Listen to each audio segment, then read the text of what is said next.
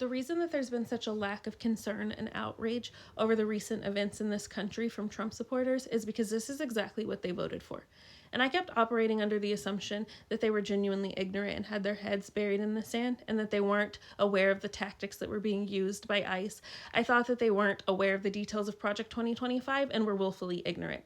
But after discussing the events that have happened recently with them, I've come to the conclusion that the reason that they're not outraged is because this is exactly what they wanted to happen. They genuinely do not care if innocent people lose their lives during this process. They don't care if people lose their protections that were granted to them under the Civil Rights Act. They don't care if people who are being deported are not criminals and they were hardworking people who have spent the majority of their life here. They just want them gone, and they don't care whatever has to be done in order to achieve that. They have this irrational fear that by somehow allowing immigrants into this nation, or by companies allowing diversity and inclusion, that they'll cease to exist and that they'll lose their influence that they have over the rest of the world. So there's no line that Donald Trump can cross or this administration can cross that's too far for them as long as they remain in power.